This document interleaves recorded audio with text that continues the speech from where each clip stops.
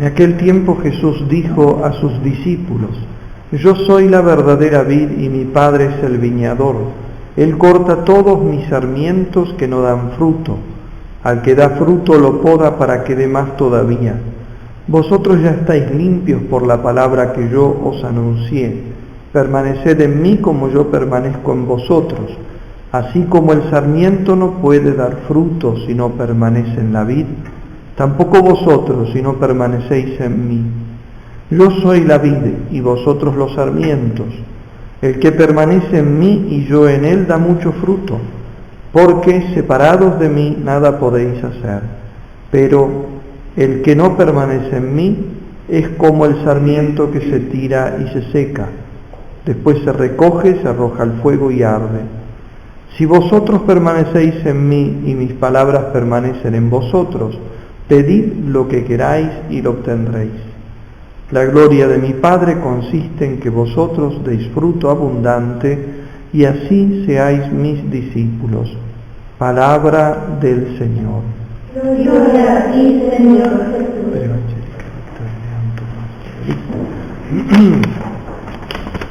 Esta parábola de la vid y los sarmientos subraya principalmente una idea, y esa es que Dios ha querido de nosotros que demos fruto.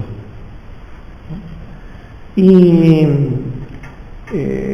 ese fruto que significa todo aquello que nosotros podemos llegar a producir, no solamente exteriormente, que es lo menos importante, sino sobre todo interiormente, que es todo el trabajo sobre nuestra personalidad, para configurarla con Cristo, porque ese es el verdadero fruto.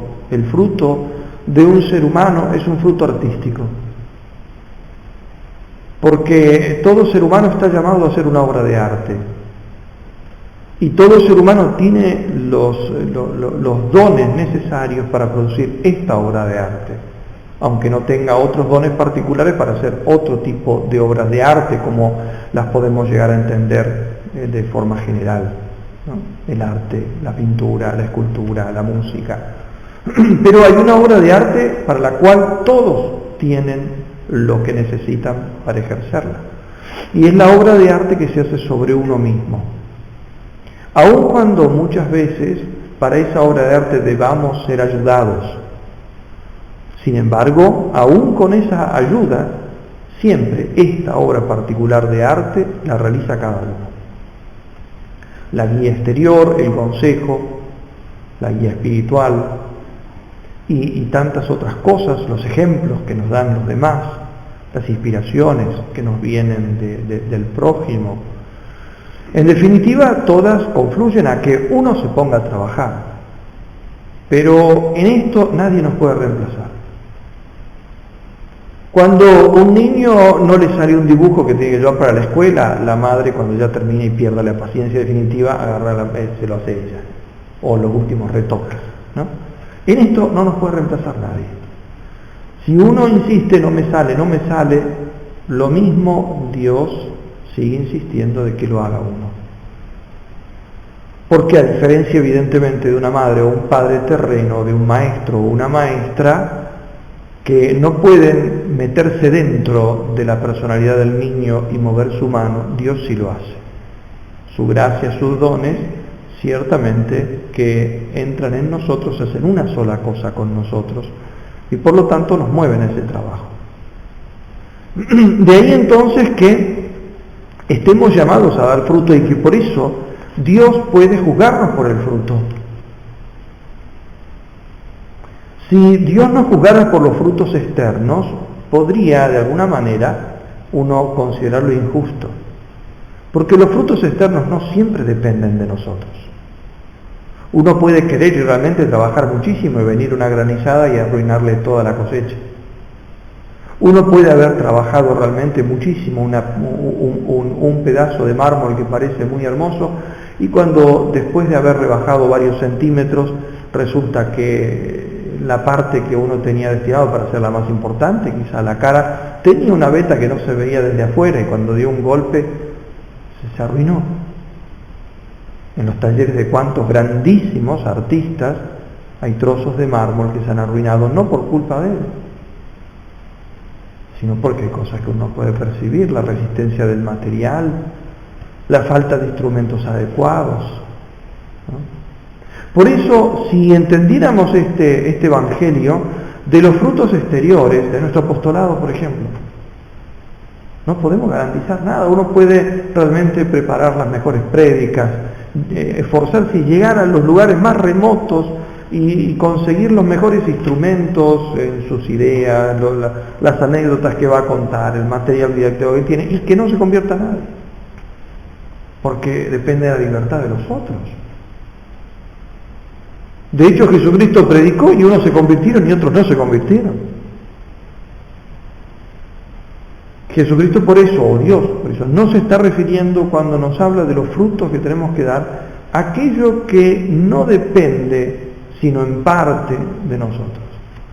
Se está refiriendo, en cambio, a aquello que depende, no solo en parte, sino en todo de nosotros. Y eso es el trabajo que nosotros hacemos sobre nosotros mismos, que incluso tiene sus distintas facetas. Porque, gracias a Dios, el trabajo que nosotros tenemos que hacer sobre nosotros mismos es un trabajo ¿sobre qué? ¿Sobre qué? Es un trabajo sobre nuestra voluntad. Ni siquiera es un trabajo, que también lo es, pero no es principalmente, un trabajo sobre nuestra inteligencia. Porque uno podría decir, trabajar sobre mí mismo, ¿qué quiere decir? ¿Aprender algo? Pero yo soy muy corto. No significa eso. ¿Qué es? ¿Un trabajo sobre qué? Sobre nuestros sentidos internos, por decir, ¿qué significa? Ser capaz de tener la cabeza serena y en paz. No significa eso. Santa Teresa misma confiesa que durante tanto tiempo, y quizá toda la vida en algunos momentos, pero incluso durante un tiempo muy largo, ella no podía aquietar su inteligencia, su imaginación, su fantasía. No le decía la loca de la casa, que es una frase que le atribuyen a Santa Teresa y no está en ningún lugar de sus obras, pero ella usaba otra imagen que era incluso más llamativa, porque ella le decía que es, no recuerdo la expresión castiza que utiliza, que nosotros no la usamos ahora, pero vendría a ser el equivalente de una matraca. Antiguamente, para llamar y para pasar, no se tocaba la campanita, sino una matraca, que todavía tienen en muchos lugares, usan una matraca, ¿no? Entonces, esa expresión es la que ella dice, nuestra fantasía, dice, es una matraca. Ya está, ese ruido insoportable que está haciendo constantemente, o sea, es mucho más fuerte incluso que la expresión que le atribuyen erróneamente, esa la loca de la casa. Ese ruido que nos ensordece, ¿no? Y por lo tanto, entonces, y ella cuando dice eso, era una mujer que estaba dando en ese momento grandísimos frutos. Entonces, ¿qué era? El fruto no era evidentemente el haber logrado el dominio de su fantasía. El trabajo principal en nuestro interior es sobre nuestra voluntad. ¿Y qué significa trabajar sobre nuestra voluntad? Trabajar sobre nuestro querer. Es decir, querer. Querer lo que hay que querer. Y gracias a Dios uno puede querer lo que tiene que querer aunque no lo logre, como nos pasa tantas veces. Quiero ser santo. Sí, pero no lo soy. Pero Dios no te pide que lo seas, sino que lo quieras ser. En realidad, ser santo es querer ser santo. Confundimos a veces el fruto último, que quizá se va a ver mucho tiempo después, pero es el fruto último de algo que ha sido el fruto inmediato, el fruto paulatino. El fruto paulatino es ese querer de cada día. Si yo quiero cada día, un día veré los frutos, porque una cosa son los frutos verdaderos, pero que no se ven, y otro es el fruto que en realidad es lo menos importante, porque es lo que se ve, pero es en realidad el resultado de lo demás. Lo que yo he hecho ha sido una cosa de todos los días, un trabajito, ¿no? Como si nosotros creyéramos que hay una gota de agua que tiene un poder extraordinario, porque yo he visto una gota de agua que caía sobre una piedra y la partía en dos. Ciertamente, está el dicho, gota a gota sea horada la piedra. Pero en realidad esa gota que cae y parte la piedra es vaya a saber qué millón de gotas que cae sobre esa piedra. Si esa gota creyera, o nosotros viendo esa gota creyéramos que es esa gota la que partió la piedra, la que tuvo, esa sí que dio fruto. No todas las anteriores que caían, no pasaba nada, esta sí que es una gota que tiene fuerza. Porque miren el fruto, partió la piedra, en realidad la piedra la partieron todas las gotas anteriores. Esta es la que ha tenido quizá la suerte de que cuando ella cayó, el fruto de su caída se vio. Pero las otras, produciendo el mismo fruto, la misma fuerza que esa gota, su fruto se dio, pero no se vio el resultado final. Pero el fruto se dio en todas. Por eso lo mismo, la santidad. ¿Qué es la santidad? La santidad es ese querer ser santos. Si yo cada día quiero ser santo, yo ya voy siendo santo. Aunque quizá el fruto último, la santidad acabada, se va a ver quizá después de muchísimo tiempo, y vaya a saber de qué manera. Y en algunos les da la impresión de que no lo ven nunca. Y lo mismo cierran sus ojos en el lecho de muerte y los abren pensando, vaya a saber dónde voy a estar, y los abren y están en el cielo. Pero ¿cómo estoy en el cielo? Si yo no hice ningún milagro, yo no recuerdo un momento de gran tranquilidad en mi alma, ni qué sé yo, de todas las cosas que quizás se planteó, creyó que era la santidad, y yo dijo, pero siempre quería ser santo. Eso era la santidad. Por eso el trabajo es sobre nuestra voluntad. ¿Qué significa ese trabajo? Significa que nosotros lo que tenemos que preocuparnos es de querer lo que hay que querer. Y en cada momento. No tenemos que preocuparnos de que nos salga. Es decir, de que se vean resultados. A veces yo hago el esfuerzo de que quiero ser paciente. Y me lo propongo y realmente renuevo y pongo un acto que, dentro de lo que yo creo, es quizá el acto más intenso que tengo de querer ser paciente. Pero después hay una cosita que se me escapó, y por la que se me escapó perdí realmente la paciencia. ¿El fruto cuál es? Si yo creo que el fruto es el haber permanecido paciente frente a esa circunstancia, quizá me equivoque. No siempre es así. El fruto fue precisamente el acto que puse, ese querer. Quizá no vi resultados, que es algo distinto de fruto. Fruto y resultado no siempre es lo mismo. No siempre es lo mismo. El fruto es, por lo tanto, ese intento que yo hago. Después tengo ese otro que puede ser una especie de coronación visible, exterior, consuelo incluso de haber visto que en tal situación de hecho permanecí paciente.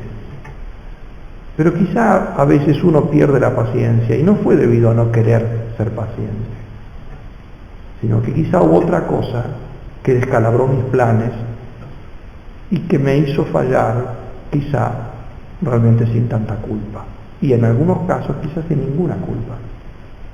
Entonces no es el resultado, no es el resultado.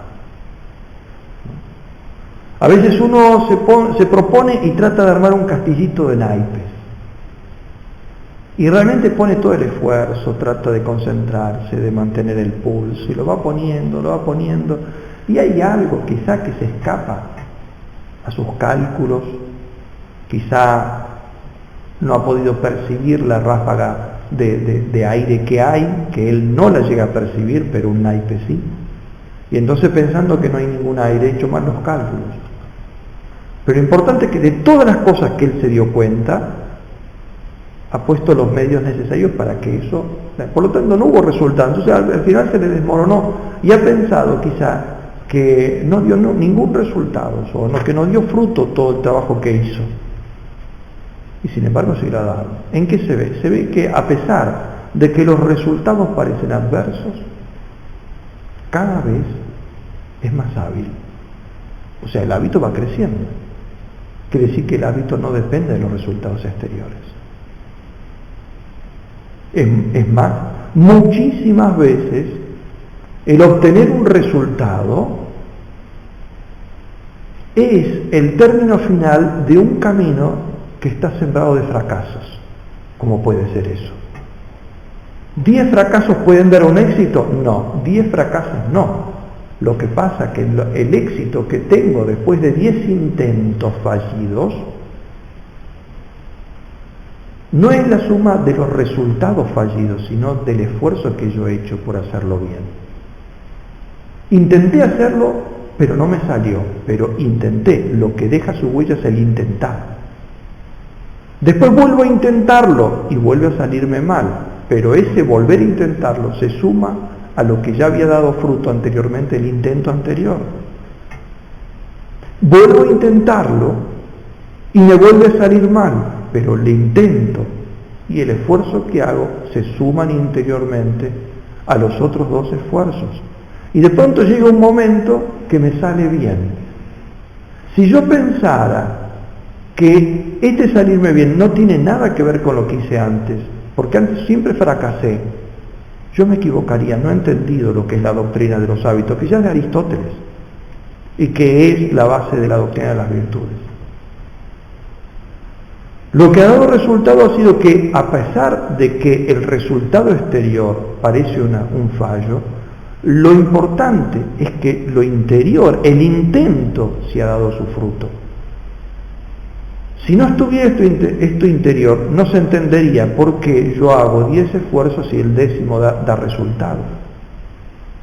El 10º tendría que ser igual al primero, a menos que esté dejando cada uno algo positivo. Entonces hay algo positivo, pero eso no se ve. Y ese es el fruto. Y en el orden de la voluntad, ¿cómo digo? El fruto es ese querer, y ese querer siempre está en nuestra mano. Siempre está en nuestra mano.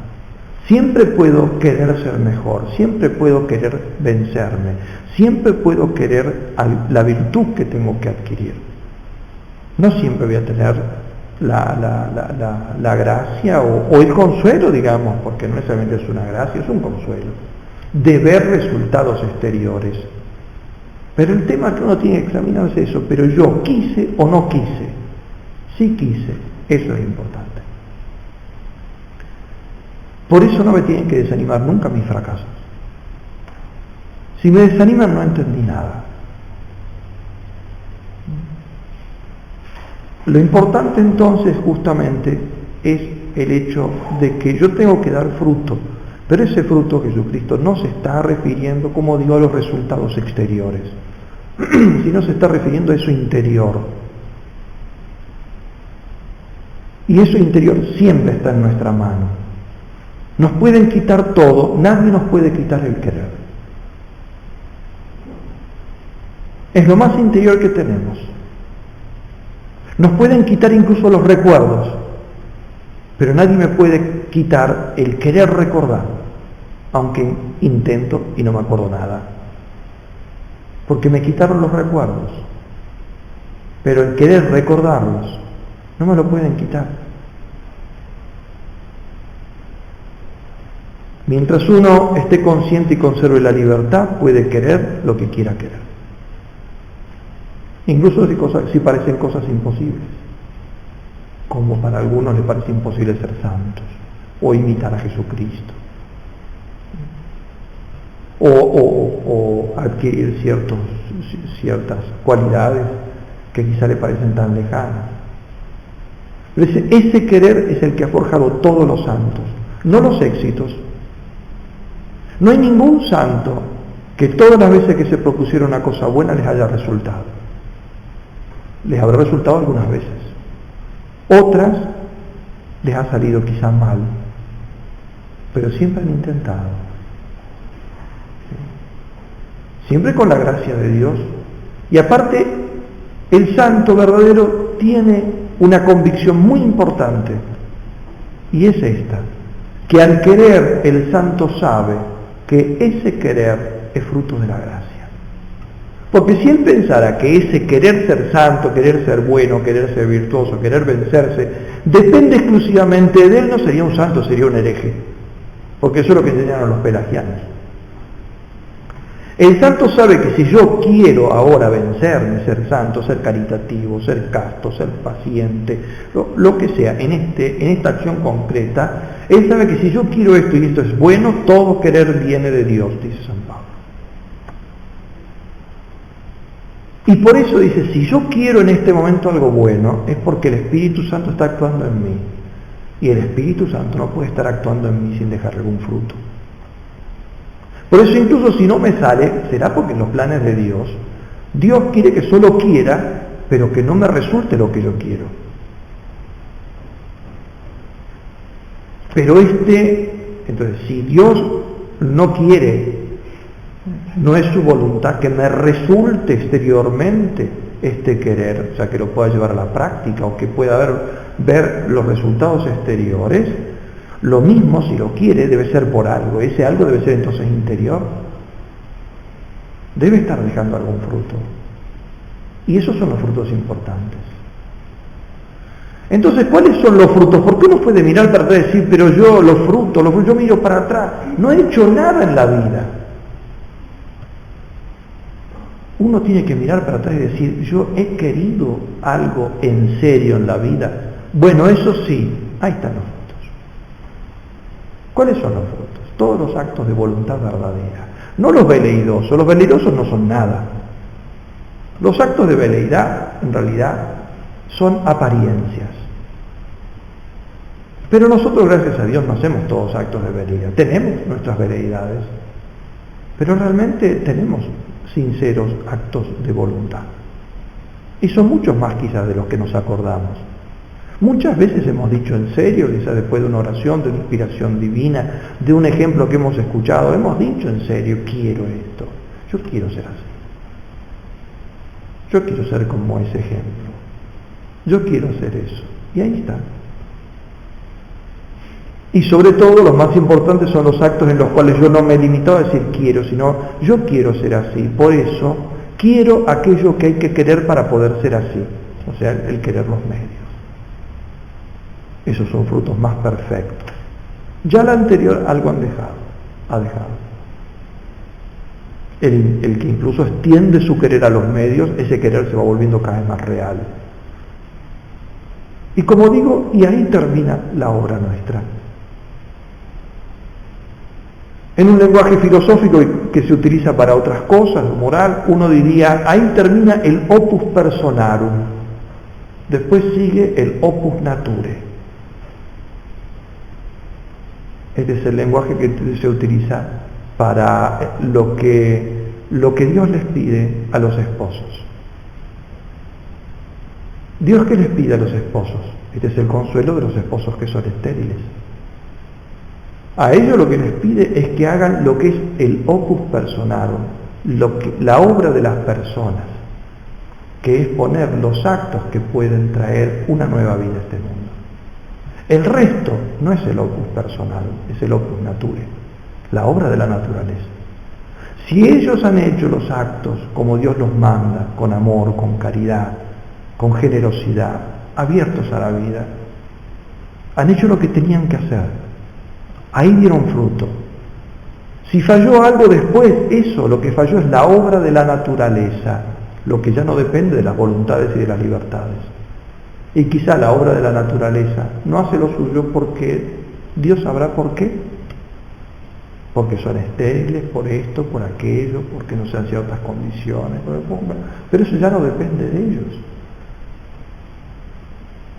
Es un hombre y una mujer frustrada, aquellos que se han casado y no realizan lo que podían realizar.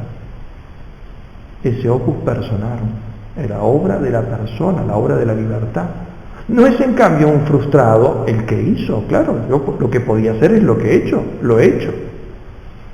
Pero es la naturaleza en todo caso la que está frustrada, entre comillas, porque tendrá sus razones Dios para querer una cosa o permitirla. Pero eso no es la frustración de la persona. Por eso, entonces, cuando uno mira para atrás, uno tiene que sentirse frustrado si ve su vida sembrada de falta de querer. Pero no tiene que sentirse frustrado si lo ve ausente de resultados. Porque quizá todos esos resultados era la parte, el opus nature, la obra de la naturaleza. O sea, aquello que tenían que hacer otras circunstancias. El sembrador, como pusimos el ejemplo antes, ¿no? El sembrador que realmente hizo todo lo que tenía que hacer, roturó el campo como había que hacerlo, sembró la buena semilla, la fertilizó, le echó su agua, todo, y después cuando estaba por crecer, o vino una helada que no se podía esperar, ni se sabía cómo combatirla, o una pedrada, o lo que sea, él no puede sentirse frustrado. Es un hombre sin resultados, pero no un hombre sin frutos, sin los frutos interiores, sin los frutos interiores. De hecho, cualquier hombre que hiciera lo que hizo él, si la naturaleza no le pone obstáculos, tendría un campo en flor. Entonces significa que no depende de lo que hizo él.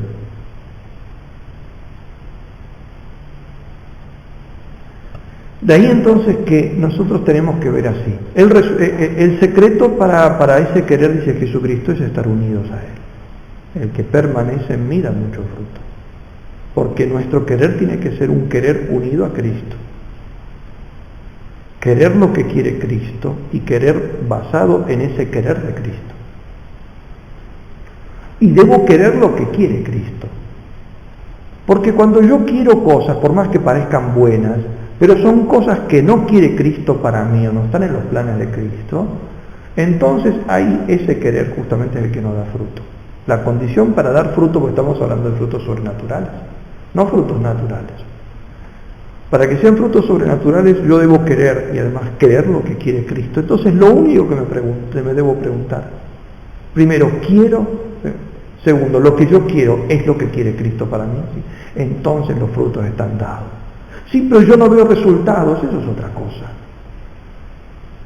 Algunos resultados se ven pronto, otros se ven tarde y otros no se ven nunca. No sé cuál será el plan de Dios para mí. El hecho es que entonces está en nuestras manos y por eso tiene Dios razón para juzgarnos sobre esto, porque no nos pide nada que no podamos hacer. De ahí que debamos pedir entonces la gracia de querer con firmeza, querer la santidad, querer cumplir la voluntad de Dios, querer permanecer unidos a Cristo. Que la Virgen Santísima, que realmente fue quien lo vivió más profunda e intensamente, nos conceda a nosotros también esta gracia.